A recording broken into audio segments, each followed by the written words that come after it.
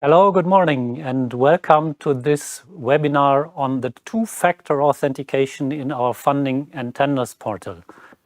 My name is Peter Hertwig. I am head of unit in the European Commission's Directorate General for Research and Innovation. I am also the so-called system owner for the funding and tenders portal, and in this function I am here today with you.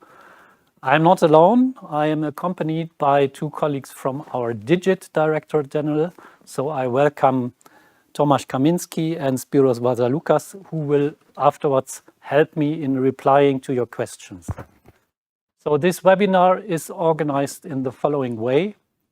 I will give a short introduction and presentation on how this two-factor authentication works and why we do it and what are the different options. And then we will have plenty of time for replying to your questions and comments. The questions and answer session will be organized via Slido. So I would ask you you can even immediately start putting questions into Slido.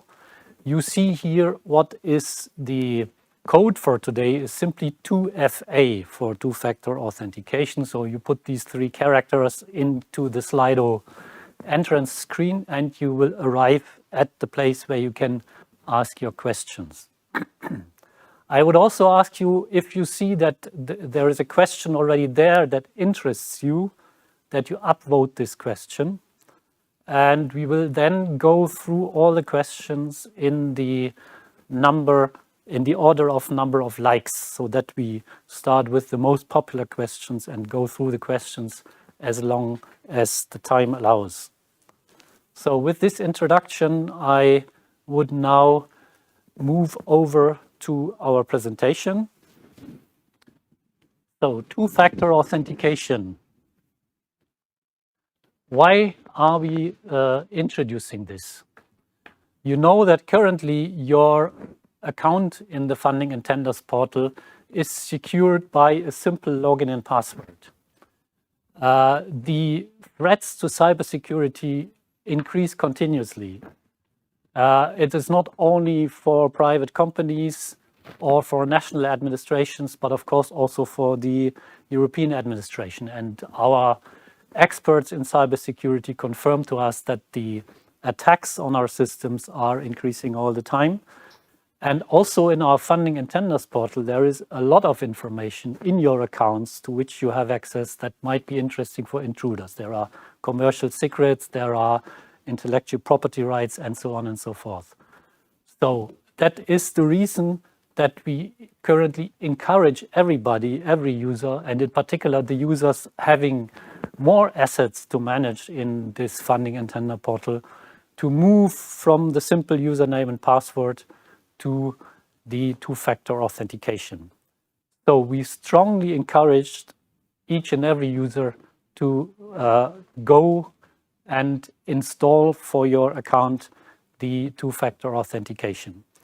And we are also under a certain obligation to look towards a mandatory use of this two-factor authentication in the future. There are no concrete plans on the timing on when this will happen yet, but better be prepared. So meaning better start using it and becoming acquainted to it voluntarily rather than being surprised when and if it becomes mandatory later on.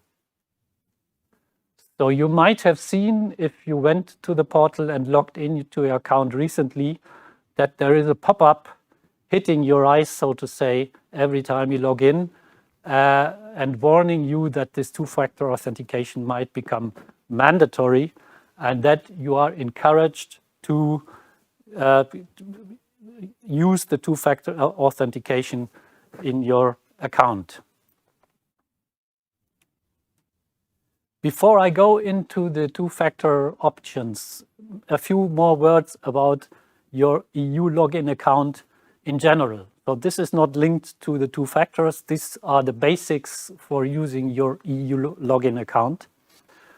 One of the main principles is that your EU login account is linked to you as a natural person. So one EU login account is linked to one user. which also implies that you should not or you must not share your credentials, your login and password with any other person.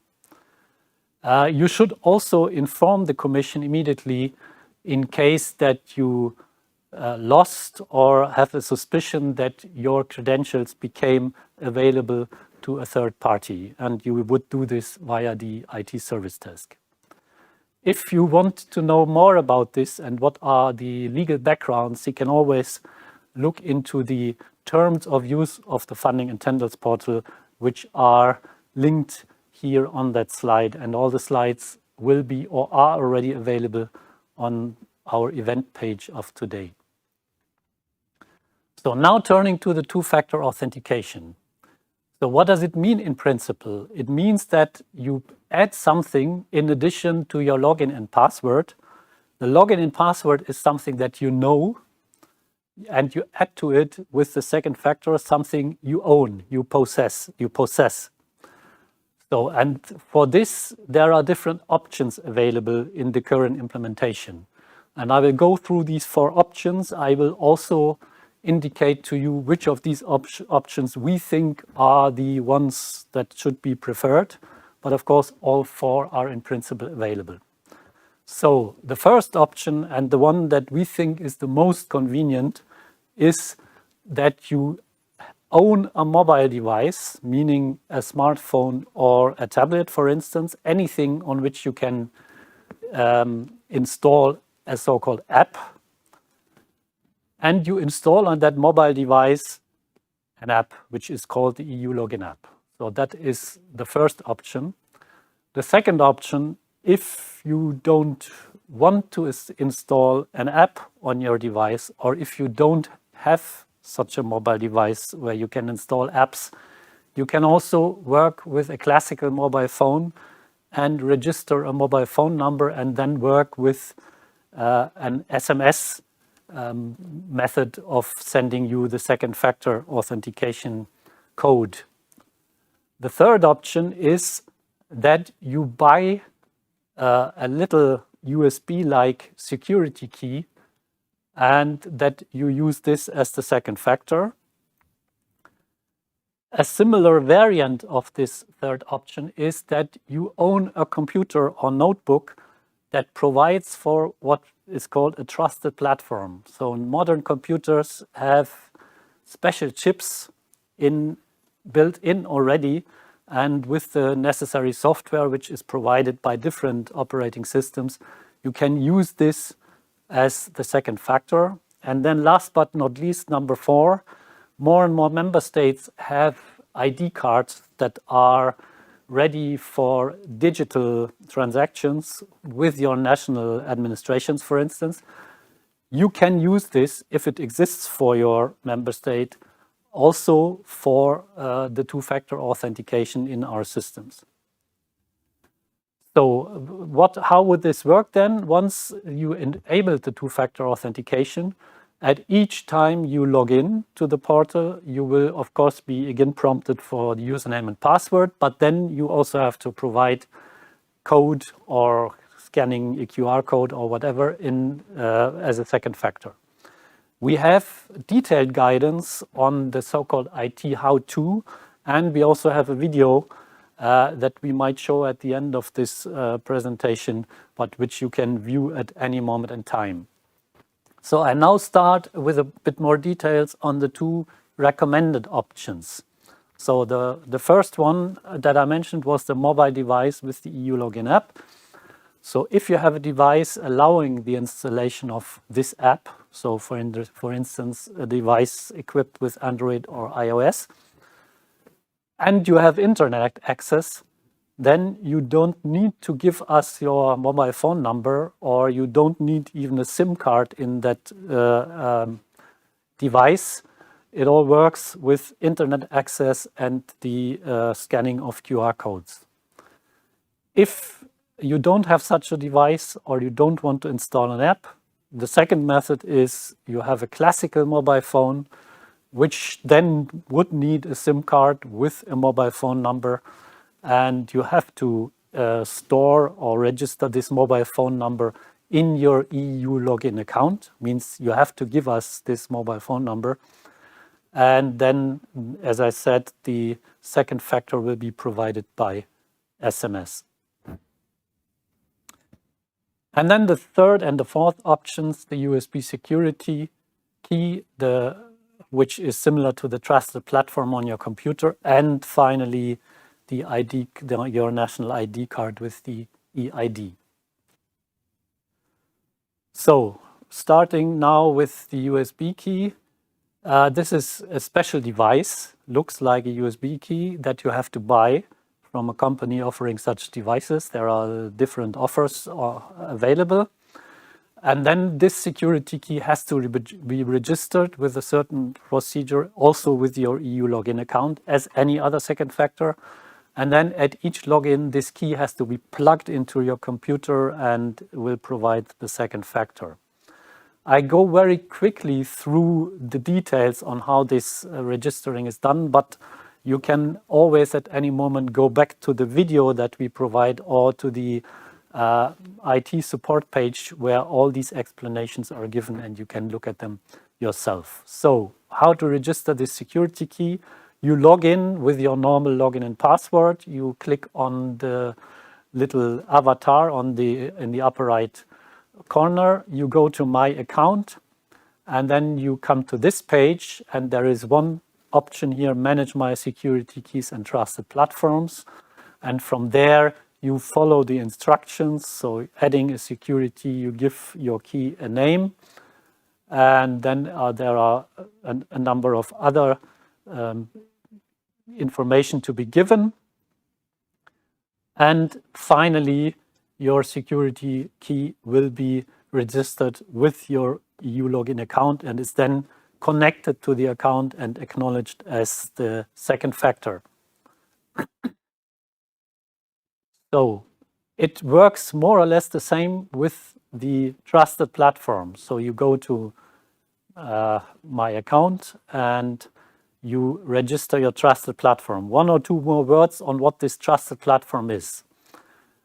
It is an option that comes within your computer. So if you have a notebook or a PC that is not too old, it will have a special hardware chip installed, and your operating system will provide the means for installing this so-called trusted platform.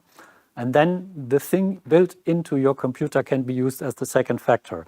We have tried it. It works with Windows and Mac.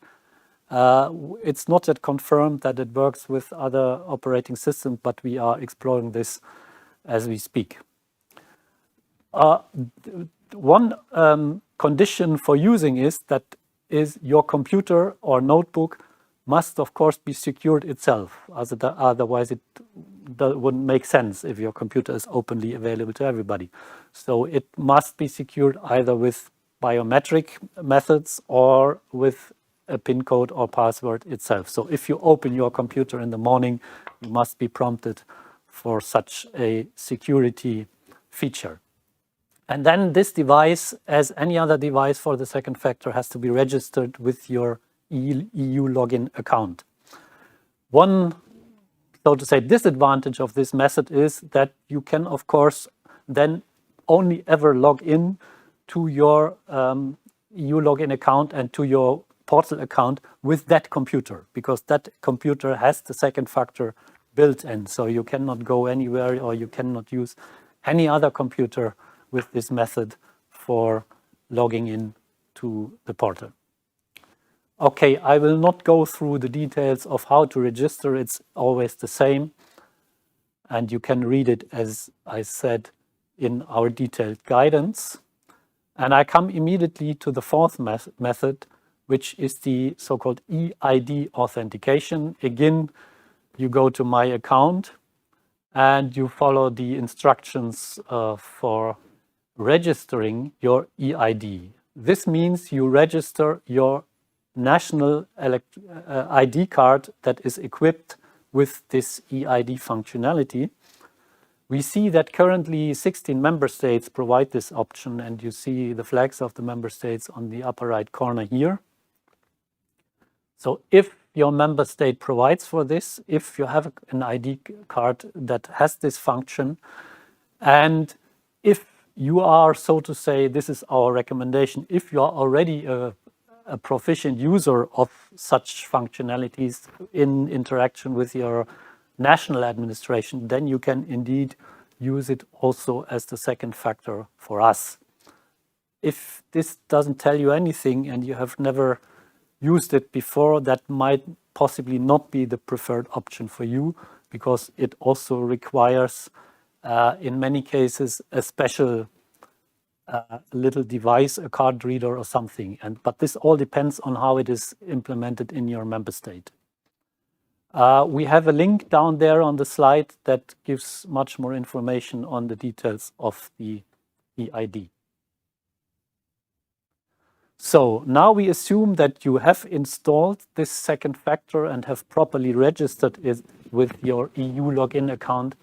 In general, in order to activate it for our portal, there is another step to be done. So you have to switch on the two-factor authentication for your portal account. In order to do this, that time you don't go to the My Account, but you go to the security settings. So you log in as normal with your login and password.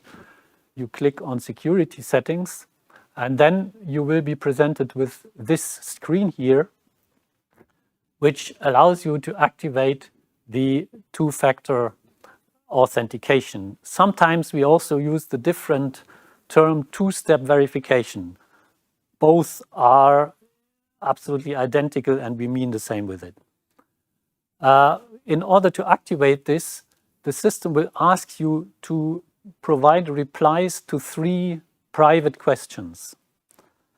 And I have to insist here that the replies, so these questions, which questions you actually used, and the replies that you give to these questions are extremely important in order something happens with, in case that something happens with your second factor.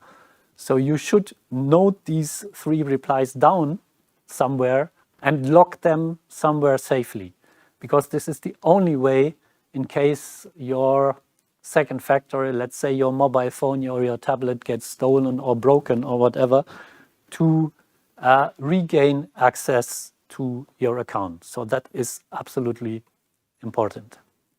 So you reply to these questions and you push the respective button, and then you get a notification that your second factor was activated. And this is basically it. From now on, when you log in the next time to the portal, you will be prompted for the second factor. At the moment, as the second factor is still voluntary and not obligatory, you can deactivate your second factor at any moment in time. Of course, in order to deactivate, when it's activated, you have first to log in with your 2 factors, but then you can go and deactivate it again. So then the final question, of course, once it's all established, so the EU login second factor is registered, you have activated in the portal, and then you come for the next time and want to log in to your account. You are putting as normal your login and password, and then if you try to log in, you will be prompted for the second factor, and the system presents you a number of options, and depending on the device that you have installed in your EU login account, the different options apply. So it's EU login mobile app with PIN code, mobile app with QR code, mobile phone with SMS, security key or trusted platform, or even the eID authentication if you opted for this. And then you go and provide the second factor by the one or the other method. I'm coming already to the end of this presentation. Everything that you need to know is available in the IT support under the link that is in this slide. We also have a series of FAQs, which you can access by clicking on the title here. I think it's at the moment in the order of 6 or 8. We are, of course, constantly updating these FAQs depending on the real questions that we receive. And of course, we will have a close look on all the questions we received today in this webinar, and then update these FAQs accordingly. Before I finish my presentation, again, an appeal to everybody to start trying and using the two-factor authentication. So we have done a lot in terms of communication and encouraging users to go for these two factors, but we observe that at the moment still less than 1% of the portal users are actually having activated the second factor. There was a certain hike in February when we prepared and published this new pop-up threatening, in a certain sense, the users that it will become mandatory sooner or later. But since then, the growth in numbers is declining again. So here again, from this place and from the whole team here, please consider this seriously. It is serious. We know that security has a certain costs and certain effort and certain burden on every user. But I think with the options that are provided here, everybody could find his or her most convenient method. And again, for us personally, the preferred option is indeed the use of a mobile device with the EU login and the scanning of a QR code. We have also heard that certain users have concerns with regard to personal data protection. So what we can say here is that if you use the EU login app, this is probably one of the least data-hungry apps that exist out there. So any other app on your smartphone and on your tablet will collect much more data on you, and many of them will sell these data to third parties. This does not happen for the EU login app. And the only purpose of this app is to provide the proper authentication to log into our systems. The same applies if you opt for the mobile phone and SMS version. So the mobile phone number that you have to register in that case in our system will not be disclosed to anybody, will not be used for any other purpose than sending you this SMS. Okay, I think with this I stop the introduction and we hope to have an interesting discussion. Thank you very much. And now, colleagues, if we can bring up the Slido screen. Okay. So let's go through the questions in the order of number of likes. First one from Charles. We need an institution EU login account to allow multiple users to receive emails and other alerts, absence, holiday cover. How can we implement two-factor authentication for it? This leads me back to one of the very first slides. That is not possible and is not provided for. We have to insist that an EU login account is linked to one and only one natural person. However, we think that the identity and access management that we provide in our portal for assigning roles to people allows for the necessary flexibility to organize yourself in your organization. As you know, the assignment of roles is very much in the hands of our participants, and a single user can, of course, accumulate many roles in many different functions, projects, and organizations. And one and the same role, let's say, in the project can also be given to many persons, so that all these concerns about absence and holiday cover can be covered in the identity and access management that we provide in the portal. So I have to insist again, institutional accounts are against the terms of use of the portal. And if your organization has signed grant agreements with us, they are also against the terms that your organization has signed in the grant agreement. Think about a different way of organizing yourself in your organization by exploiting the big flexibility that is available in our identity and access management and in the granting of roles to users. Second question, when it will be mandatory? There is no decision. We know that overall in the Commission, our cybersecurity colleagues are very much interested in a way to making it mandatory in the, let's say, medium-term future, but there is no concrete date. But again, I would ask everybody not to wait until it becomes mandatory. I would encourage you to switch it on now, and this applies to every user.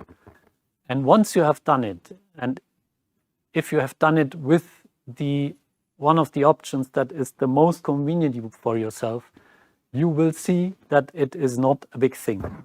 We, myself and my colleagues here, are using this every day, and it's just a matter of getting used to it. I don't know if you want to add, colleagues? Perhaps yes, Tomasz. So what I can say is, in fact, that indeed, I mean, having certain habit and efficient way of using this second factor is actually facilitating everyday use. So basically, I mean, at the beginning, I think it was a change for us, and at the beginning it seemed quite problematic. But over time, I mean, we are very used to use mobile app. Simply, I mean, it's like a couple of I don't know, 10, 20 seconds, which is added to logging in. So it's a matter of habit. It increases security, and at the end, personally, I don't see, I mean, major problem with using it every day, multiple times per day, in fact. And it's a very light app. I mean, the EU login app, yeah. It just takes a few kilobytes on your mobile. You should not worry about, space and consuming storage from your mobile. And it's really very, very basic. It doesn't really do anything else rather than simply giving you a second factor authentication, nothing more than this. Let's go to the next question. We have an institutional account because we have a high turnover of staff. We avoid personal accounts on purpose. How can we work now? I think we replied to this. You must not avoid personal accounts on purpose. You must use personal accounts. How can you work now? This is something you have to think about in your internal organization. As I said, the identity and access management provides for the flexibility. Of course, if there are new persons coming in every time, there is a certain effort in giving to these new persons the respective roles. This is something that cannot be avoided, but this is independently of the discussion on the two-factor authentication. So the way you work now, we have to tell it so bluntly, is not in compliance with our rules. Maybe if I may add, in fact, because Portal offers relatively, I think, easy functionality of assigning roles to individual people. And also this allows very detailed control on who has access to which role at which moment in time. Because shared accounts are known for not being very secured at the end. And traceability. I mean, we know who has done what to the portal. So this is very important also for the organizations themselves to know who has done something on the proposals, on the projects, and etc. And for housekeeping, it's normal that people leaving the company, they shouldn't have the role anymore. So that's why we have provided this extensive, let's say, role management so that we can allow to the users to really keep up to date to who has access and what kind of access they have. So. Okay, next question. How does the login equals natural person deal with the reality of university senior leadership teams being required to sign so often that they need to delegate? Again, that is a matter of your internal organization. Let's say it in the following way. We have these roles in the portal of legal and financial signatory. Who pushes this button in your organization is something that you have to decide internally. And the person who pushes this button should, of course, have an authorization to push this button. It does not necessarily need to be the authorized signatory, but it has to be someone who has, according to a certain documented procedure, has the delegation from the person. So let's say that the university president has a secretariat, and in this secretariat he or she has one or two persons of trust. And they put down a little procedure saying, every time I have to sign for this or that, you come to my office and I tell you, you now can sign this or that. And then the person in the secretariat goes to the system and pushes the button. That is fine. The important thing is that this has to be somehow documented. So they can have a very simple paper circuit that the person in the secretariat just prints out a screen, and then the president scribbles his paragraph on that screen, on that sheet, and it is archived somewhere, so that in case of a question, an audit, or whatever, you can prove that you had an orderly process. This cannot just be based on tacit agreement between the persons. It must be somehow documented. But it would then allow to relieve the senior leadership from actually going to our system and pushing these buttons. So that is just one possibility to organize it. There might be many others. And I would ask you to be a bit imaginative and organize this in your organization accordingly. Next question. Can the EU login app host two accounts? For instance, a personal account with the expert area and a corporate account for project management. Not by default, in fact. So, I think because generally speaking, EU login account app is linked with one particular account. In order to switch account, reinitiation of the app would be needed. So it would not be. It is not. So it is not available by default, and it's not the easiest way to switch between two accounts.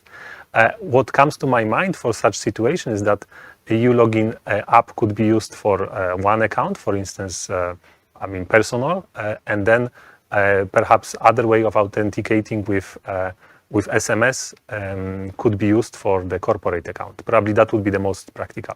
Yes, you can register as many devices as you want. There's no really any issue with this. So if you have two accounts, you can register two devices that can be used for the mobile authentication. Okay, next question. If I do not have a mobile phone by my employer, is it really meant to use my private mobile phone? So you have seen that there are several options. Each option requires that you possess something. So if you don't want to use your private mobile phone, you could ask your employer to buy one of these USB security keys. They cost, I think, the cheapest one in the order of 50 euros. Or if your employer doesn't provide professional mobile phones, I would assume that your employer at least provides a computer to you. And as I said, most of the modern computers provide for this option of the Trust platform. But again, our recommendation is if you have a private mobile phone, I personally would use it, and I do use it. So for my own purposes of EU login and logging in to our accounts, I personally use my private mobile phone. Again, if you use the EU login app method, First, you should not be concerned about data privacy and spying on you, because as Spiros said, this EU login app is possibly the least data-hungry app that exists in the world, and it is really used only for this purpose of providing access. So if your concern is privacy, there is no issue, even if you use your private mobile phone. The same would apply to the other method of mobile phone number and SMS. As we said, this mobile phone number is stored next to your EU login account, but it is not used for anything else than sending you this SMS every time you log in. It is not shared in the commission with anybody else. Nobody has access to this database of the phone numbers. So you will not receive phone calls, you will not receive publicity SMSs or whatever. Okay, next question. Are there any hardware specifications in regard to the security key in order to work? That is again for... Well, the hardware keys are provided by the third company, yeah? So it's not something that we provide. So I think you should look to the hardware specifications, that the minimum, let's say, requirement that the hardware key is required in order to work. But we have already tested it, and on Windows and Mac it works quite well. So it supports those two platforms. But in any case, the hardware keys, as it concerns the hardware specifications, they require the minimum. So I think any kind of PC or any kind of old or new laptop or PC should be more than enough to handle this. But again, I will recommend to double check this with a third-party provider where we are purchasing, or you could purchase the hardware key. Tomasz, from your personal experience with yes, because I played with some hardware keys. So all the standard market hardware keys will work. There is specific set of protocols which they need to support. Perhaps we'll add it in the FAQ just for information.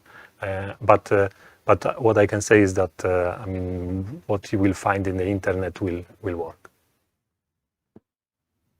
Okay, next question. Is it possible to make the code to be received by email instead of SMS on mobile phone? Not all our employees have a company-owned mobile for work purposes. So two sides of the reply. First one we gave already. Don't be afraid of using your private mobile phone for this purpose. There is no risk attached to it. Second part of the question, can the code be sent by email? Certainly not. Email is the least secure means of communication on the internet. It is like sending an open postcard. So it would make the whole purpose of the two-factor authentication completely obsolete. So no, it cannot be sent by email. Next question. How can the EC guarantee a full and flexible use for all EU office members of large institutions to keep on providing their full management and support? Okay, I think if I understand it correctly, this is very much linked to earlier questions that we had related to these institutional accounts. Again, we can only say here, our identity and access management provides for lots of flexibility. You can give different roles, the same role in the same project or for the same organization to different people. You can manage the accesses properly. You can, when new people come in, you can also give them roles. Of course, it requires a certain internal discipline and organization, but this cannot be avoided. Our system provides for this flexibility. Okay, the next question, I think we have replied. Why is it not possible to receive an email with a code? If I may, maybe, yes. I mean, because we speak here about two factors. So one factor, when we log in with our account, which is linked to our email, it's one factor. And we need second factor for security, which is not email. And that's why, which is different than this email. And that's why we speak about mobile phone, we speak about security key, and so on. Well, in any case, email is not a recommended, let's say, second factor authentication. So we will not support this. Next question, how does the login equals natural person deal with the reality of research services, 2 or 3 persons providing support, and so on? Again, I think it's the same question. So maybe to illustrate a bit more what you could do in terms of internal organization when you have such a central EU office, let's say, in your organization. What I would do is ask the boss of your organization to issue an instruction to all staff saying, as soon as any staff becomes involved in a proposal or in a grant with the EU, these 2 or 3 persons should get a role in that proposal or project. And then these 2 or 3 persons will automatically have that role. How can you follow up whether this is actually happening? How can these 2 or 3 persons do this? I would assume that these 2 or 3 persons have an organization role in any case for their organization. So they are either the LEAR, legal entity appointed representative, or one of the delegates of the LEAR, which we call account administrators. And these persons, these roles, have in any case access to a list of all proposals and projects in which the organization is involved. So if your boss has issued this instruction to everybody, and then these 2 or 3 persons go from time to time through the list and they see they don't have a project role on this or that, they can chase the people and can tell them to provide them the respective access. Again, we can not do this by default on our side by providing an institutional account. That is against the very foundations of this whole system.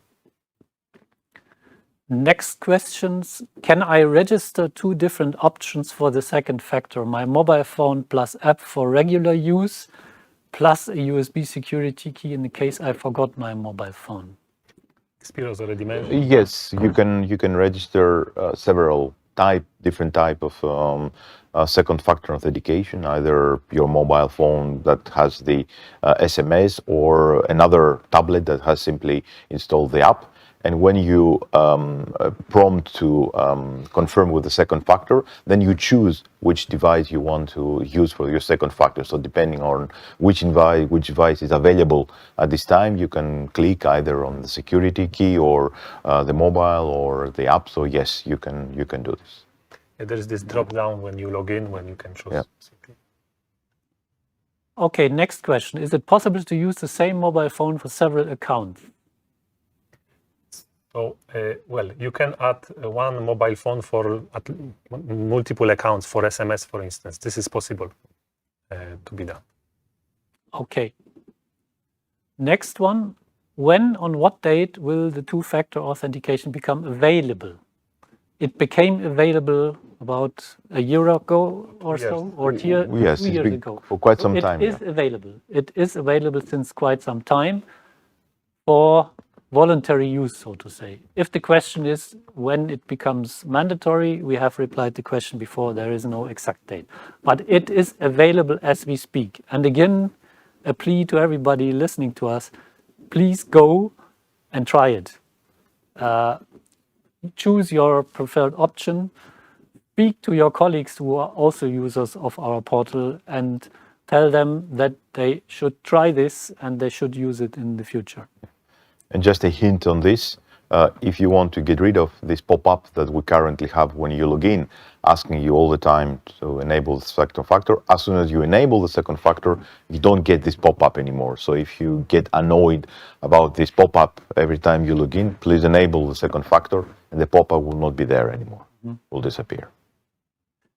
Okay, next one. You must hear the clear message from users. Institutional access is the clear need. Could you reconsider? I'm afraid at our level we cannot, because the EU login is something that is not specific to our funding and tenders portal, but it is something that is provided not only for the Commission, but for all the EU institutions together. So that would require discussion at higher level, and we cannot take any commitment here or make any promises here. Of course, we will transmit all your concerns to these other levels, but again, we cannot commit to anything here at our level. Next question. We have hundreds of projects and 20 people needing access to it. We would have to assign to all 20 people access to the hundreds of projects. Not feasible. It is perfectly feasible as concerns our technical implementation. Indeed, we admit it would require some internal organization to make this happen in your organization. Next one, I have 2 portal accounts, one a personal one and another account for my employer. I only have one mobile number. Will that be an issue? So it is not a major issue. You can use this one mobile number for authenticating to those 2 accounts. It will not be very practical with an app. So it is good to, app should be, as we discussed already, allocated to one particular account, but for instance, the other one which you could use, you can authenticate with SMS, for instance.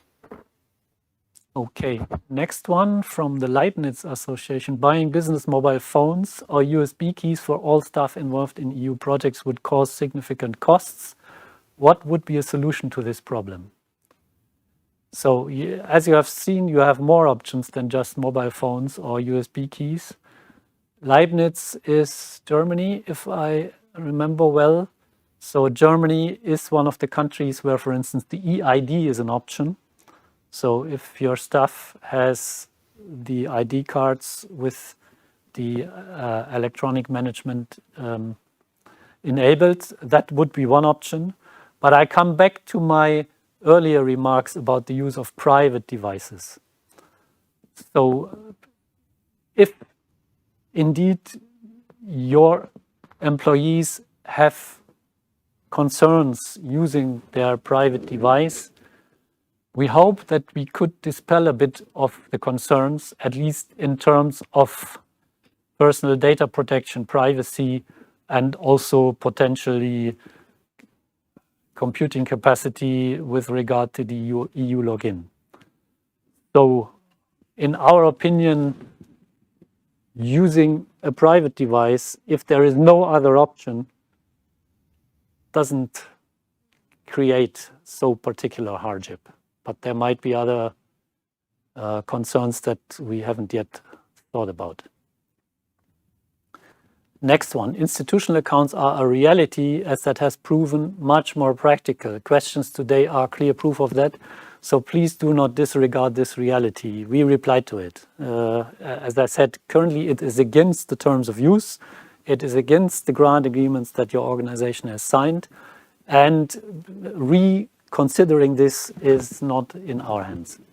But we will bring this to the attention of the respective fora where this can be discussed. Next one, can I change my 2-factor authentication option whenever I want?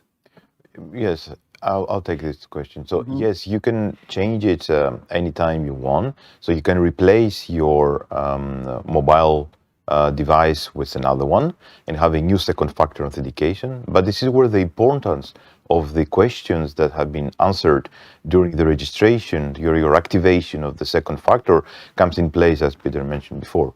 Because when you change the 2-factor, let's say, device that you have used, you will be prompted right after changing the device to answer the questions that you've been initially encoded. So that's why it's very important that you keep safe, that you have somewhere stored those questions. Otherwise, you will not be able to log in. You will not be able to carry on, despite the fact that you have changed the 2-factor device. So once more, it's very important to keep in safe place the Q&As that you have answered during the registration. But yes, you can change your 2-factor authentication device. Next question. This app has very poor user reviews. Do you have any idea why? Well, yeah, please go ahead. So in fact, well, it doesn't have a lot of reviews, so that's one element. We are looking also into that. And then secondly, we are also, the team responsible for that is looking into improving the app. But what I can say from personal use of the app is that it works and it's straightforward. So I mean, it's, Yes, and I think also that many comments come from the earlier stage of the release of this app, where there could have been some issues, let's say, with the stability of the app. But currently, personally, I using it tens or even more times per day, and I never really had any problem. It's getting more and more secure and stable, and it never really had any problems logging in. Just to give you an idea, I mean, on our daily job in the commission, we may need to use it 10 or 20 times to authenticate ourselves using the EU login app. So if we had really issues with this, they would have been raised and it would have been escalated much earlier, not for occasional users like the Funding Attendance portal. No? So I wouldn't really rely, bottom line, I wouldn't really rely on those reviews. And of course, you are invited. I hope you will all now try, if you haven't tried, to use it. And you're, of course, invited to send us feedback. In case you find really issues with first installing the app, with activating it, but then also with using it, don't hesitate to go to the IT service desk and tell us your observations. Because as we say, as we speak here, and also the other colleagues in preparation for this webinar, we have tried it in and out with private accounts, with our professional accounts, with different mobile phones, with different operating systems. We didn't encounter a particular problem. So please try it yourself and see and form your own opinion.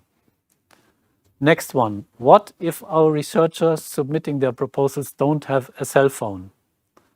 Okay, the cell phone is not the only option. You have seen all the other options. Maybe they have a computer. I would assume they have one, because otherwise they will not be able to submit a proposal. And then most probably this computer has this special chip, so they could for instance, go for the trusted platform. Next one, we replied already. No, we cannot send the second factor by email for obvious reasons. Next one, where can we get a security key USB drive? We cannot mention here particular brands. So, but if you go to your preferred search engine on the internet and you put in USB security key, you will find immediately offers. There is a number of companies offering such little devices. Next one, there are no sufficient practical options for users who do not wish to install apps on their personal mobile devices. UK does not have eID authentication. Okay, the one option that would still be open is that you don't install the app, but you register your mobile phone number, and then you don't need an app. You get, every time you log in, you get an SMS with a, I think, 9-digit code. No need to install any app. Next one, we understand the need for two-factor authentication, but for institutional use of the portal, this is really unworkable.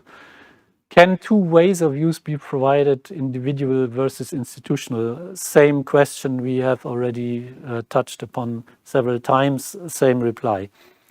For the moment, no possibility for installing institutional accounts used by several users at the same time. Next one, how many mobile phone numbers can be linked to one account? So you can add several mobile phone numbers linked to one account, in fact. Yes, I don't recall the exact number, No. because that's not also the purpose, that you register hundreds of mobile phone numbers. But I don't remember the exact number for this, but we can find out if it's really needed. Yeah. Okay, next question. I think we already covered it exhaustively. One account used by all project officers. First remark, against the terms of use. Second remark, we cannot provide institutional accounts in that way. Next one, will you prepare and share a summary including answers to the FAQ of the Slido session after the presentation? So what we will do is that we revise the existing FAQs. We go through all the Slido questions and see what additional FAQs we have to formulate out of this. But in addition, of course, this webinar is recorded and it is available, will be put on YouTube and will stay on the event web page for a long time so that everybody can go and follow the discussion and our oral replies that we have given here at the same time. Next one, I tried to register my mobile phone for authentication and get an error message. The number is wrong, but is correct and the country code. How can I fix this? Well, I cannot really answer that question, but I would say if you keep having this issue, maybe it's good that you open a support ticket with the help desk Yes. so that they can find out what's happening, because we have thousands of users using it, the mobile number, registered mobile number, so I assume that must be one particular case, something wrong with this.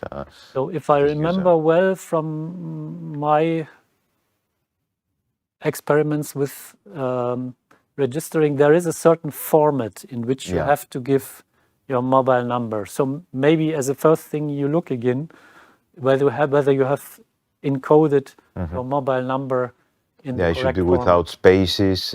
It's not 00, but plus 32, 31, whatever is the country code. So please verify that you have the correct Most format. probably that will solve. If I'll- it doesn't solve, send a question to the IT service desk, if possible with the screenshot of the actual error message and what happened. Next question, can two accounts be linked to the same phone number with SMS authentication? I think we already discussed that, so indeed I think this works. I mean, so one phone number can be reused. Next question is, there is no automatic access for beneficiaries to proposals grants, not even for the LEAR. Losing staff members may mean losing access to proposals grants. Maybe two remarks on this. We have quite a while ago installed a, so to say, systematic possibility for granting automatic access or not semi-automatic access for the LEAR to proposals. So that is maybe the first measure that should be propagated in your institution. So you issue an instruction telling them that this possibility for giving by default access to the LEAR to all your proposals grants should be enabled. And then, of course, staff turnover is a permanent feature. And what we always recommend for any kind of role is that you have proper management of backup solutions. As we emphasized many times, you can give more than the same role in a proposal or project or an organization to more than one staff member. And it's always good to have a backup by default. So being in a project and having just one participant contact in that project for your organization is not a good idea. That should not be the way you manage it. And if you have a second participant contact and the first one disappears, then it is very easy, because that second participant contact can then give access immediately to new staff. Okay, next question linked to this. If there will be no institutional accounts, will you at least introduce automatic access to proposals grants for LEARs? It is not automatic, but it is, so to say, an opt-in, opt-out possibility for the moment, which we have installed a while ago. And that, in our opinion, should do the job, together with proper internal instructions in your organization and the proper management of these kinds of roles and access rights. One phone number. Yes. per account. Yes, this is what Okay. I wanted to say. Okay, so we just get a message that we have to correct ourselves on one of the questions. So please, colleagues. So in fact, Yes, actually, one mobile number can be linked only to one device. So you cannot share, let's say, the same phone number for multiple users. So, but you can have multiple devices, different devices, linked to the same account, but not the same phone number. So one phone number, one account. This is what we, okay. Or to say it in other words again, two EU login accounts cannot share the same mobile phone number. That is impossible. That was maybe not absolutely clear in what we have said before. Okay. Next one. Are you aware of the mess that you will cause to research support services if two-factor authentication becomes mandatory? This is all linked to earlier questions. So the impossibility to have institutional accounts. I will not repeat what we said on this. So please reconsider the way you are organized in your organization. Please exploit the flexibility that is provided in the identity and access management and give the respective roles to the respective users as needed. Next one, can we have multiple security keys attached to one profile? Also, can we have multiple devices with the app connected to only one account? So we have to be very precise here now. Yes, you can have multiple type of second factor authentication devices linked to an account, but not the same mobile number linked to multiple accounts. So you can set up, let's say, the EU login app. You can set up another security key. You can set up a Belgian mobile number, and then if you have another Spanish mobile number or two mobile number, but not the same mobile number, sharing it between different accounts. If you try to do this, then you get an error saying that this phone number is already used for authenticating and having a second factor authentication for another ECAS EU login account. Okay, just to repeat this again and illustrate it. So let's say I can buy 5 security keys. I can register all the 5 security keys with my EU login account. In addition, I can install the EU login app on 2 different mobile phones that I own. I can register these 2 mobile phones, and I can have an old phone somewhere in a cupboard which is not smart, and I can register the mobile phone number of this old phone. And then each time I log into the portal, I get a long list of options from which I can choose. Yes, you can choose then the device that you want to use to authenticate yourself to the portal for the second factor. Okay, so that is clear. And to go again into the other question, what is not possible is that you take the same mobile phone number and add it to different EU login accounts. So on one account, you can put whatever you want, but you cannot share the same thing with 2 accounts. I hope that is now more or less clear. Okay, next question. Can you give the LEAR an automatic access to content of proposed projects? This would help EU offices. Same question again. We have currently this semi-automatic. We might look into it again and see whether we can encourage it even more, or let's say make it even more difficult to opt out of this option. But we cannot make this, so to say, decide on our level that this should be the case, that automatically the LEAR has participant contact or coordinator contact, full access to all proposals. Okay, next one. Our EU office needs overview at all times and access to all project proposals. Do I need to be added to each of our 800 project proposals by hand? So the overview you have, if you are the LEAR or the account administrator, you have at any moment in time the list of proposals and projects that run in your organization. You can also download this list by Excel and can do things. You do not have by default, as we stated before, an active project role so that you can manage each and every project in all these 800 projects. And indeed, you need to be added if this is actually the case, that you have an active role in all these 800 projects. That means you have to prepare reports, you have to send in cost claims in all the 800 projects. If this is necessary, this has to be done project by project. But again, we have said there is a semi-automatic possibility to provide this access by default, and we will look into this again and see if we can reinforce and encourage this even more without making it fully automatic.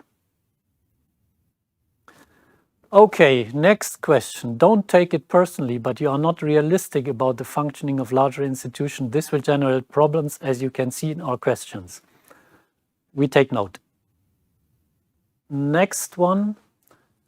For submitted and rejected proposals, accounts cannot be removed, thus enabling unjustified access for staff members that have left the beneficiary. That is an important question. So the management of the access rights is an obligation that follows from the grant agreements that you have signed and from the terms of use of the portal. So indeed, you have to provide for a proper management of this. So if you are a participant contact or a coordinator contact in a running project, and one of your staff members who has a similar role in that project leaves the organization, it is your duty to remove the project-related role from this person. That cannot be avoided, and this cannot be a central process because nobody knows when to take away or to assign roles and access rights to staff members. That requires proper management at the level of each individual project. And as we have recommended in earlier events and occasions, that might require in each project that is run even a mention in the consortium agreement. So how do you manage the access to the assets in your project in this electronic way? This cannot be spared from the individual people running the projects and being responsible in the organization. Next question, just to clarify, we can activate two-factor authentication and then deactivate it again. Will this be possible even if it has become mandatory? Reply to the first question, yes, for the moment, as it is voluntary, you can activate it and you can deactivate it. There is a special button, even saying deactivate. Of course, once it becomes mandatory, this deactivation will no longer be available because otherwise it would not be mandatory. But as we said again, there is no timeline, there is no clear decision on actually when it will become mandatory. Still, we recommend it to everybody, to any user of the portal, to use it as of now. And if we then see that indeed in the near or midterm future everybody is using it in any case, maybe we don't have to make it mandatory anymore. I'm dreaming here a bit, seeing the current figures, but sometimes miracles can happen. Okay, next question. Can the LIA have default access? I think we replied to that one. Next one, our common team account supports 10 people and more than 100 projects in order for all team members to access all projects. Okay, I think we replied also to that one already. Next one, if I had to deactivate my second factor due to loss of the phone, can I keep logging into the system via the 3 private questions until I have a new phone? Yes, that is the very purpose of the 3 private questions. So if something happens, so you need the 3 private questions for 2 occasions. One, if you, based on your own decision, want to deactivate the second factor, or if you indeed lost by one way or the other your second factor, then you need the 3 private questions. And again, we emphasize these are absolutely needed, and lock them somewhere safely. Don't forget them, don't lose them, otherwise you will be blocked from accessing forever. Next one. We are not doubting the fact it is easy, but it just doesn't work for the reality of big institutions. Okay. We covered this, I think, already before. Next one. How about a person having two different accounts? Can the same mobile phone or EID be associated to two accounts? The same mobile, yes, meaning that you have a mobile number that can be used as an SMS and installing also the EU app. So you have a mobile phone, but you use two different methods. One using the actual SMS number, and the other one the EU mobile app. But I think the question here, can the same mobile phone be associated? And if you speak about the same mobile phone number, no. The clear reply is no. The same mobile phone number cannot be registered in two different accounts. And the EID only to one account, associated to one account. Yes. Okay. Next one, the role of account administrator is not equivalent to the LEAR. That means account administrator does not have access to all the projects and proposals of the institutions.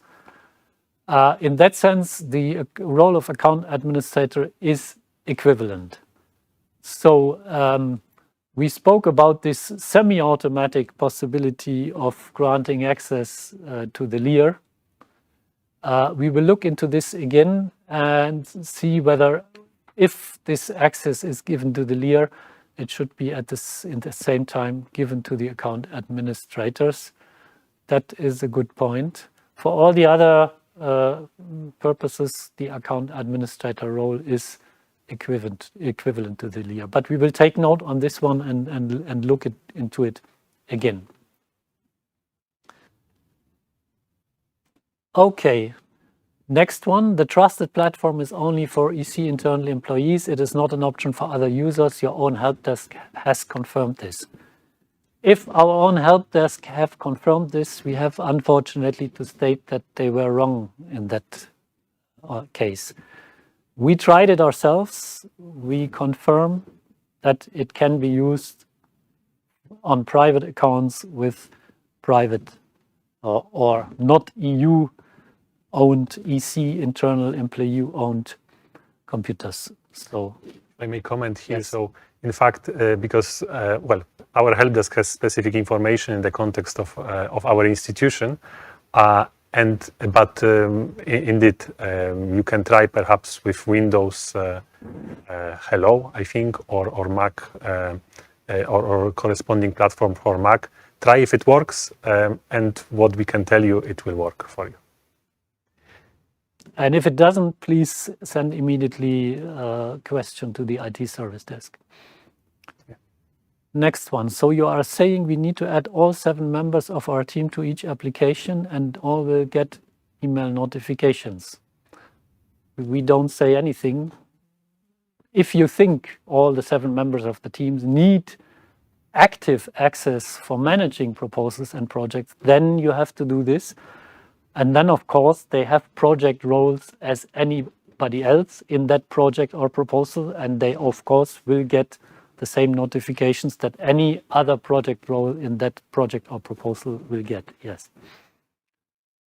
Next one, 2-factor authentication using an SMS or app makes this quite complicated for professional environments. Or also for organization accounts. For 2-factor authentication, can we use email codes instead? No, we replied to this.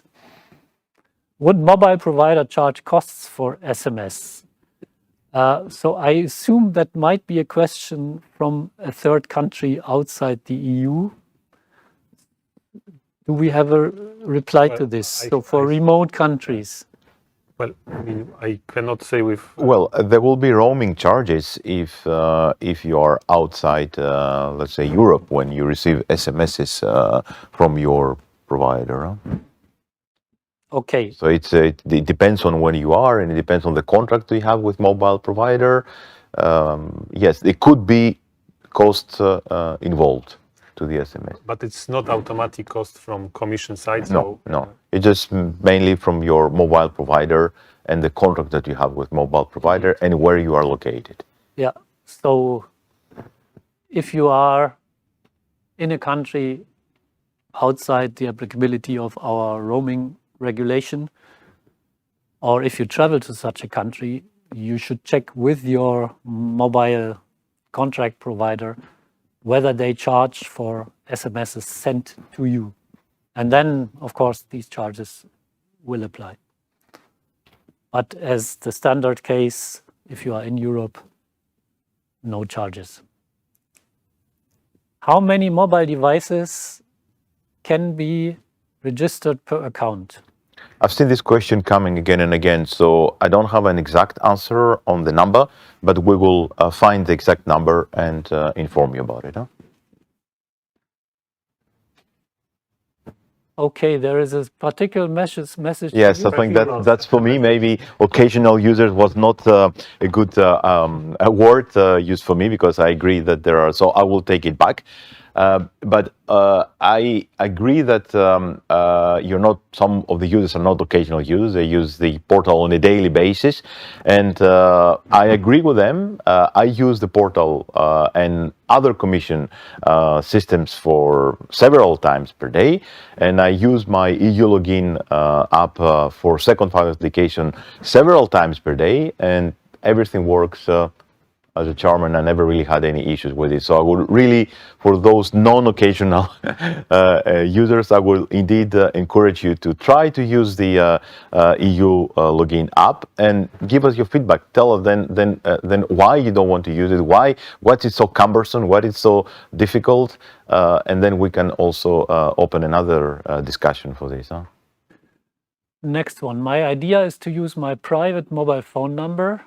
What do I have to do in case my phone is lost? Here we already replied. There is the option with the 3 questions. So you deactivate your second factor. You will be prompted for replying to these 3 private questions. And then you are back to single factor, so to simple login and password. And you can then go to your My Account that we showed and register a new phone. Or for a while stay with the single factor, which we do not recommend, of course. Next one, is there any technical limitation on how often the panic button option can be used? Does this cause any problems or lock the account? So you introduced the notion of the panic button. You might have seen that there is also a panic button option in your EU login account itself.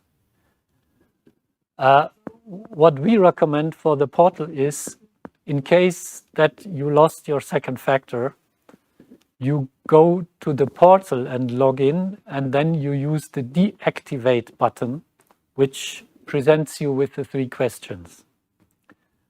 You can also go directly to your EU login account, so to this central instance, with the screen that we have shown on one of our slides, and press the panic button there. This will mean that all your second factors that you have installed, in case it was several, will be automatically removed. So they don't exist anymore linked to your EU login. And if you then go afterwards to our portal, you will be confronted with the 3 questions. The question is, does it cause problems or lock the account? For the moment, no. So, and you can do this as often as needed. I hope your phone doesn't get stolen so often. That's why the 3 questions and answer are very important, because in case of those actions, then you're going to be prompt to answer those questions. Okay, where is the opt-in, opt-out for the LIR for default access to all project proposals? Because I don't think this is actually correct. It's not for the LIR. It is for at the level of the individual proposal. If somebody in your organization starts preparing a proposal or starts getting added to a proposal, then there is such a question. Do you want to give your LIR automatic access to this proposal? And this is what we are talking about. And we said that we look into this again and maybe try to reinforce and to discourage the opt-out at the level of the individual proposal. But you can back it up from your side with internal instructions in your organization that the individuals preparing proposals should not opt out from this possibility of default access to the LEAR. So it's not working from the side of the LEAR, but from the side of each individual proposal. Next question. Which option for the two-factor authentication would you recommend for African countries and in general people located in non-EU countries? I have a suggestion, but maybe... From my side, I believe, because, well, we just discussed possible roaming charges to be verified, but perhaps the option with internet access, meaning EU login app, would be, in my view, the most recommended. That was also my idea. So internet access would be needed in any case, with or without two factors, in order to prepare a proposal, report, and so on. And as soon as you have internet access and have a device that allows installing this app, that's the way to go. Will it still be necessary to log in several times per day? We mentioned that because we use many systems. I mean, we do it because we use many systems, different systems. So that's why we have to log in multiple times per day. So when there's a timeout and your session finishes on whatever you're doing in any kind of application that requires second factor, then you will have to do it again. Yes. But for the portal, I mean, if you are logging in just to the portal, you will be logged in. Yes, you will be logged in for several hours. So yes. You will not have to type every time your second factor. Huh? So when you say several hours, do we still have a time limit? Yes, we do have. I think it's on 4 hours or something like this. 4 hours. Yeah, I can double check what is the session. Well, that might be 2 times per working day. Timeout, yeah. But if we say portal, we should maybe check with all the other modules, because it's not just the portal surface layer which you use. You go into the cost claim system, grant management system, export management system. These might have other timing constraints. We will have to check this. We cannot give you the reply here now. And I think these timing constraints will not change whether you use two factors or not. There will be a timeout depending on the service you use, and that will not change. Next one, given that it is possible to connect multiple telephone numbers to one account, is it possible to access the EU portal through several devices at the same time? Well, you need only one of the devices that you have registered to use it for. But yeah, you can choose which one you want to use depending on your preference. But I think here the question is more, well, let's say, hidden in a sense that if we have one account used by multiple people with multiple mobile devices in the same time, I think that's it's not recommended use of the portal. The next one is not a question. Many thanks. Many thanks, yes. Many thanks. I think this patience follows from passion. You see, we are passionate about the subject. Next one. Is there a different possibility instead of the registration of a mobile phone, for example, websites or apps that generates OTP one-time password? Not yet. I know there are several apps that like Google Authenticator, I think they mean, or Witty, this kind of applications that generate one-time password. EU login currently does not support those kind of third, let's say, parties authentication apps. I'll take a note for this and we'll discuss further. Okay, next question. Please fix this. It is technically not possible to remove access to submitted rejected proposals for staff members that have left the beneficiary. I assume this is again a question from a LEAR or account administrator who has only the role of LEAR or account administrator and no project-related role. So indeed, in order to remove somebody from a project role, you need to have a project role yourself. So you must be a participant contact or a coordinator contact. And it goes again back to the original discussion. If you think that LEARs or account administrators should have this possibility in all the projects related to the organization, leaders and or account administrator must get project roles in all these projects. I say again, we encourage this at the level of each project for a, so to say, a semi-automatic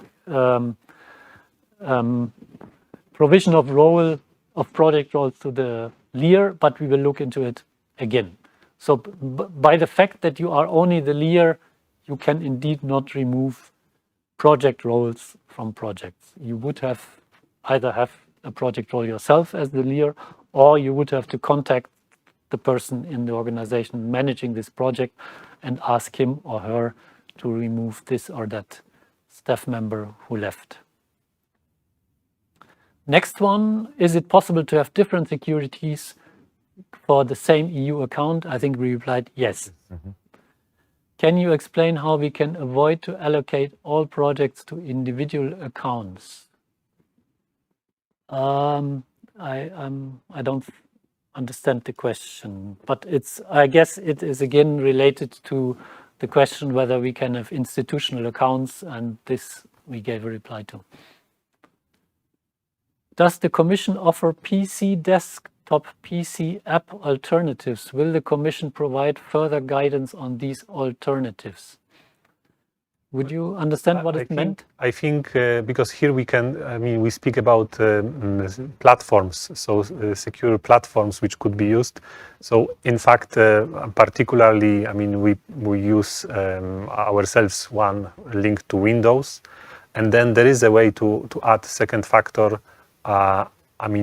From this Windows machine, and this was presented by Peter, in fact, as one of the trusted platforms. So there is alternative for PC desktop.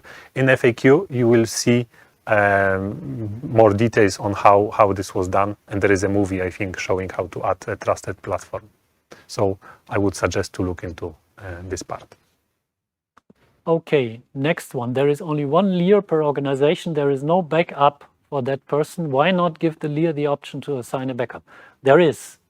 So the leader can give delegation to so-called account administrators who have exactly the same rights and access possibilities as the leader him or herself, with one limitation: these account administrators cannot delegate the role further. But this is in any case a recommendation that we give to all organizations. The leader should at least have one backup in the form of an account administrator that can act on behalf of the leader for all daily operations. The leader itself, so the leader role itself, including also this option to delegate further, is indeed only one person in the organization. And we know that sometimes the leader leaves and there was no backup, no account administrator assigned. For this unfortunate situation, we have a special process which is called the leader recovery process. If you are in that situation, you can look into our FAQ database for leader recovery and you will find the instructions on how to then get in a new leader. Okay, next one. The use of the private device is leading to the question of security. How can you be sure that our phones will not be hacked with the many unsecured apps? I think we put lots of attention in that aspect in the Commission, meaning that our security teams are really big, and also the information about user accounts is kept in our private data centers, which follow all the security standards and are very closely monitored for all the possible threats. And we've approached to prevent everything what can happen in the future. We don't have, generally speaking, any with strong security, we also we never had any big incident which actually led to such disclose of information. Yeah, and I think it's also on the responsibility of the user itself to protect their mobile phones and make sure that there is a decent, let's say, PIN code or face recognition or any other kind of security installed on the phone, so that the phone is not accessible by anyone without having the credentials. Okay, next one. With the two-factor authentication, can I open the portal session in two different devices at the same time? So I assume you have a PC and a notebook, and you want to log in this PC into the portal and on the notebook into the portal with the same EU login account. Yes, you can have in different browsers. You can open also different sessions. So yes, you can have multiple, let's say, instances open, if you can say like this, of the portal. You can log in, if you can say, several times with different browsers on different PCs. We don't really require and we don't really stop you from this, no. But this is not recommended use of the portal in this. Okay, next one. Can several people use one security key?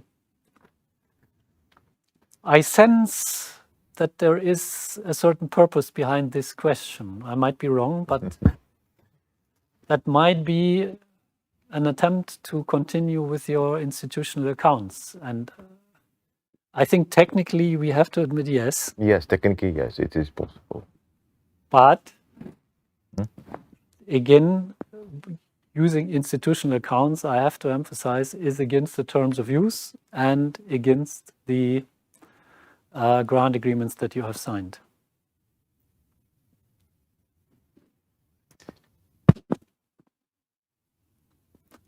Next one, please introduce fully automatic access for leaders. Okay, we discussed this. We look again into the semi-automatic possibility and try to reinforce it.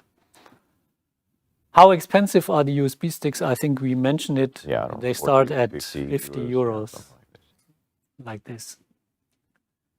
Next one, I am a researcher working and I use personal mobile phone for the two-factor authentication, but I'm also authorized by the director to sign in his name as the L sign. Recommendation for the two-factor authentication? I don't think there is any special recommendation needed. Your EU login account then carries several roles. One of these roles is the legal signatory for the one or the other project. All fine. No particular problem. Next one, can we use multiple USB key secure for one account? We replied to this, yes. Yes, but again, this should not be considered as a way of having one account shared by multiple people with many security keys. Indeed. Next one, the Lear access is currently managed on the level of each project. Would it be possible to have this option on the level of the organization? We replied to it. We look into encouraging this even more, and we will come back to it, to you. Next one, is it possible to use a landline phone number as long as it can receive SMS messages? Well, we would need to check exactly. I mean, I don't see, and because we speak here about SMS, so I don't see why it would not work, but I cannot say with full certainty. Yeah, at the first glance, looks also fine to me, but can we test this? Does anybody have a landline phone with? Well, I think they're referring more to situations like Skype, where you can have a kind of landline number where you can also now receive all sorts of messages. But also now at home, I think we have our landlines. If you have the proper device, you can receive SMS. So we can test this. I think we'll explore that possibility. Yes. Okay, so no clear reply, but we will check it. Next one, what is so cumbersome? Perhaps adding, removing hundreds of projects every time someone comes, leaves, and yes, we need access to all of them. Okay, we discussed it exhaustively, more or less. Next one, the EID method agreement has not been accepted by all EU countries. What to do if employees don't have a mobile phone and USB tokens are forbidden?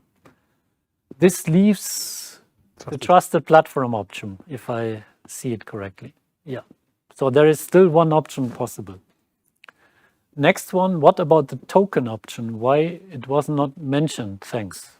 So token option is actually old way of authenticating for the internal commission staff. We had in the past tokens, but it really dates back to 10 years ago at least. And since then, those tokens were taken away from us. This option still is there, but it will disappear. Okay, next one. Despite enabling Lear, account administrators can't access projects. Where do I turn to get help on this? Contacting IT support has not yielded a resolution. So we will look into this. Indeed, that was one of the open questions where we don't have full knowledge here now. Next one. I registered the same phone number for two different accounts and I am able to access with two-factor in each of them. Please let me know about this. Is this possible? We said it's not possible. Indeed. We will verify. Yeah, we'll take a note of this Yes. and come back to. So maybe, is it you are Chiara?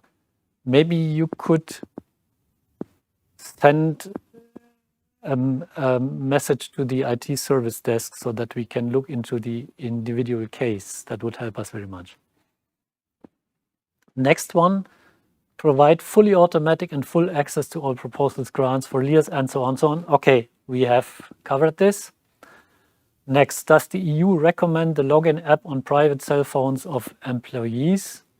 Yes, we do. If there is no other possibility, or even for us, this is the most convenient and easiest way of providing the two-factor authentication. And again, we don't see the justification for any concerns on privacy and data protection. Next one, will the deadline to reply on suspension of payment deadline be changed because someone might be on holiday and colleagues are not able to take over due to MFA? Again, you have all the means with the portal identity and access management to provide for situations of absence and backing up. It has to be organized properly in your project so that such situations are covered for. And this has nothing to do with the two-factor authentication. The same can happen if you have only the single-factor login and password. Next one. EC-CEDIA support at ec.europa.eu is no longer active. What is the new functional email for PIC issues? Thank you in advance. So we have the IT service desk, which is not a functional mailbox, but which is a web form on our portal. If this concerns indeed IT issues, so you have a problem with accessing, with doing things, you don't understand the screens. If it concerns questions on the substance, so on why the validation of your legal entity is not working or why the Lear was not yet accepted, then you should turn to the research inquiry service, which is a more generic substance-related service desk, which is also available under the support part of the funding and tenders portal. And there again, there is a web form. This web form has a drop-down list of subjects, and one of the subjects is related to legal entity validation and Lear appointment. So no more functional mailboxes. It all goes nowadays web-based in web forms. Next one, so if I work as a consultant with 10 organizations with EU projects I am involved, I need 10 phones. No. If you work as a consultant in 10 projects, we assume that you work in these 10 projects as one and the same person with your one and the same EU login account. And then this one and the same EU login account is just assigned with project roles to these 10 projects. Here, I think we speak about organizations, 10 organizations, but still it should be one EU login account. Yeah. So if it's about organization roles, meaning Lear or account administrator, indeed, I assume you are not the leader of these 10 organizations. That would be a bit strange. But you could be an account administrator in these 10 organizations, helping the leaders to get organized. And then, indeed, with your one and only EU login account, you have an account administrator role linked to pick 1, 2, 3, 4, 5, and so on and so forth. No problem. No change to the current approach. Next one. Each account could only be linked to a single mobile device. Thanks in advance. No. So for account, you can have several mobile devices. Of course, we don't recommend too many at the same time. Next one, if you are really interested for all parties to have an efficient experience, you should do a consultation, in particular with heavy users. That is what we are doing here now. And that is the reason why it is not mandatory and why it will not become mandatory overnight. Next one, a mobile phone can receive SMS for several accounts. So, No. So in fact, as we said, in fact, one mobile phone can be linked with one EU login account, and it should not. And so basically, that's the purpose. So here we say no. Next one, to sum up, I can register multiple mobile phone numbers to one account. I can register several security keys to the same account. Yes. Again, yes. Next one, how do I receive a USB security key? You have to buy one. There are companies providing such keys. You buy it like any other piece of equipment. The USB security key, is it for one person as the mobile phone? Yes. A mobile phone is a mobile phone, and so is a USB security key. It is a piece of material that is normally belonging to myself. What else can I say? Next question. What about in case I change my job and email, but I still keep the same mobile number? Is there any problem with login? So if you change your job, you won't be able to log in with the first factor, meaning because you won't have email account anymore. So that's basically one, and I think that's the main element here. Yeah, maybe to add, if you are not a leader, you have the possibility in your EU login account, so in the central piece, to change your email address. This will not change your account as such, meaning that you would also keep all your roles that are currently linked to that account, which is again another important factor to be taken into account by the person who still are in the old organization and who should certainly remove the roles from your account related to the projects to which you do not longer belong. So, to say it again, your EU login account is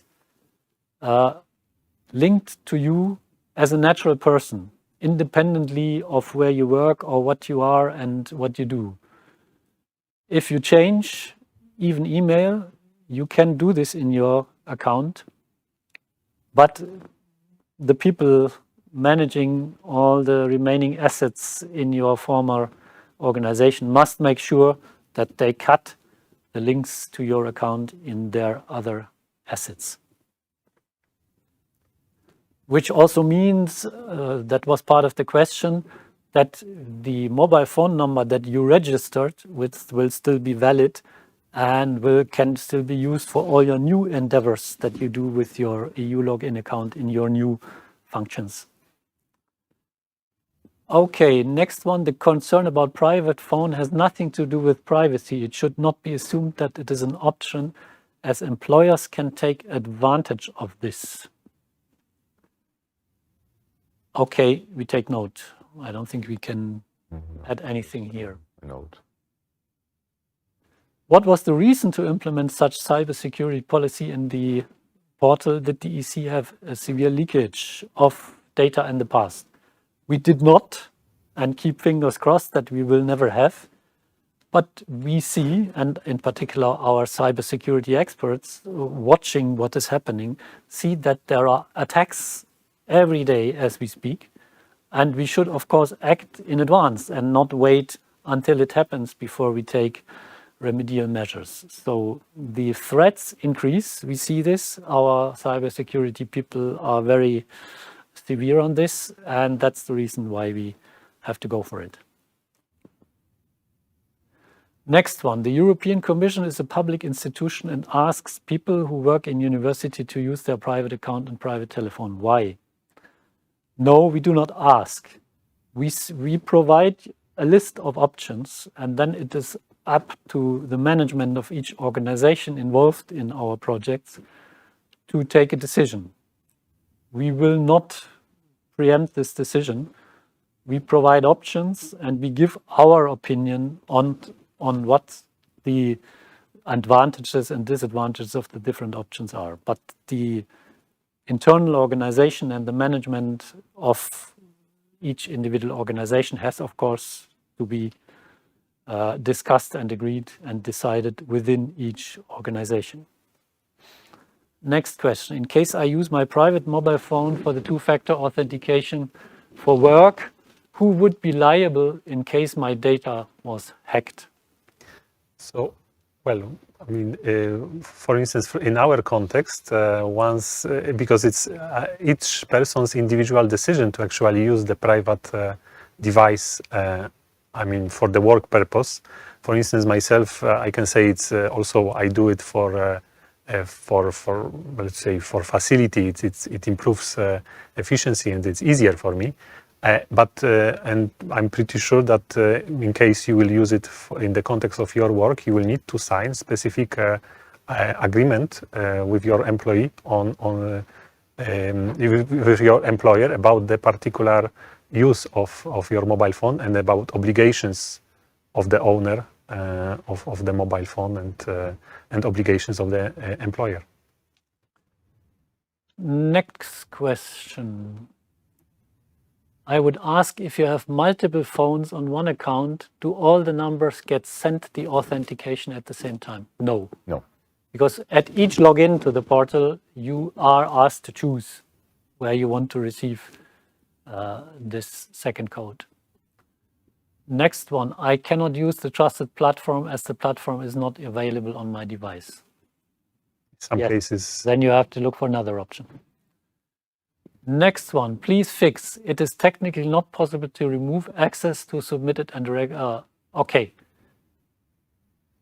I think that is if it happens. So if you have a participant contact role and you cannot remove another participant contact in the same project for the same beneficiary, then we have a bug, because that is not supposed to work like this.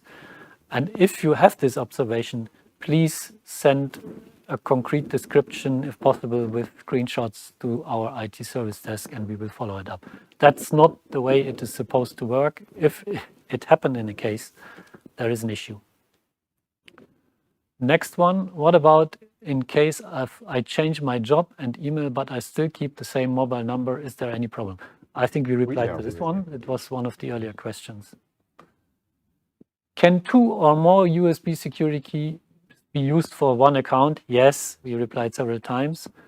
Is there a help desk that we can contact with problems, blah, blah, blah, blah, and so on? Yes, it is the IT service desk. You go to the portal, you go to the support menu item, and then you find the IT service desk where you have to describe your case. And we have also, by the way, today, colleagues from the IT service desk, I hope at least, following all this very carefully.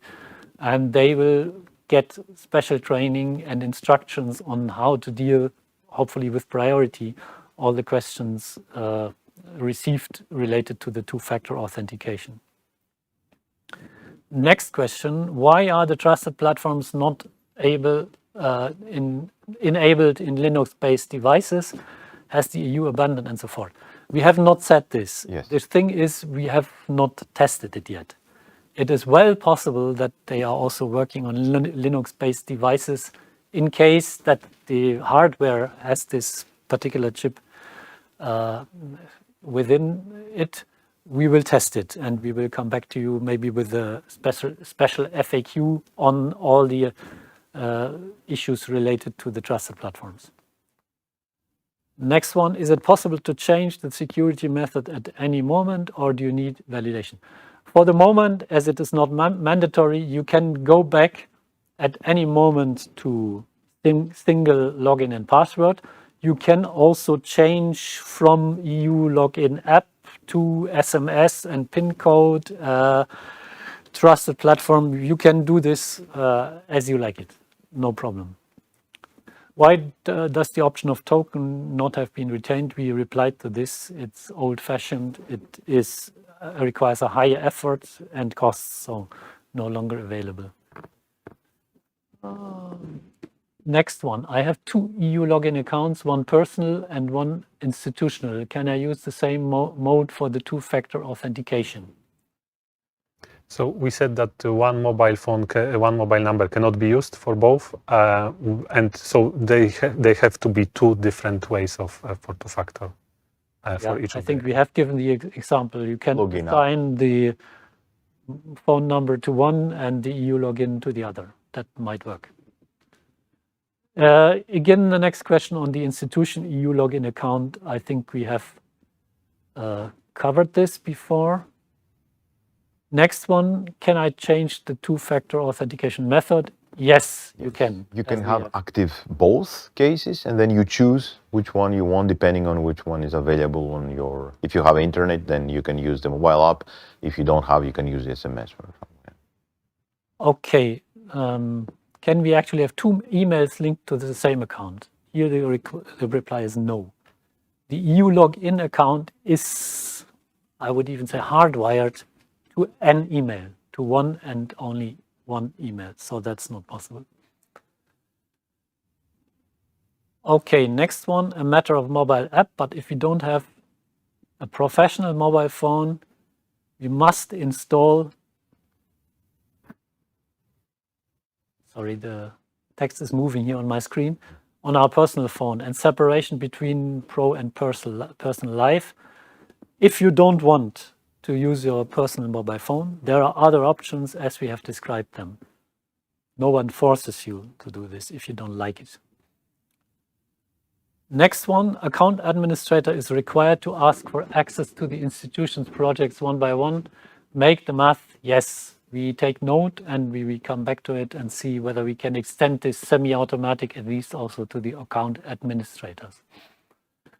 What is the process in case my mobile phone is broken or I get a new phone? I think we covered this. Yes, but maybe just to repeat, because maybe I don't know if it was underlined enough. So at any moment in your EU login account, you can also remove mobile phone or trusted platform or key, which you don't use anymore. But logging into the portal, if you change your two-factor authentication device, it will require to answer the questions that you have submitted when you activated the second factor. That's very important, again, the two-factor authentication questions. Okay, looking at the time, I think it's time to wrap up. We thank you again very much for this interesting discussion. We took note of several issues, in particular the question of access for leaders and account administrators to the organization's projects and proposals. We look into this very closely. As I said, we will also go through all the questions in Slido again and update our FAQs accordingly. I repeat again that we would really encourage you to start at least trying it and to start spreading the word in your organizations that also the other users should try it. We will monitor the statistics very closely. We hope that following this webinar, we will have a hike in the voluntary use of the two-factor authentication. And we will hope to stay in contact with all of you and come to a solution that is following and replying to the increased security threats, but at the same time, not put too much hardship and burden on the users of our portal. And with this, I thank also the colleagues who helped me very much in replying to the questions, and I wish you a nice rest of the day. Thank you. Bye-bye. Thank you very much.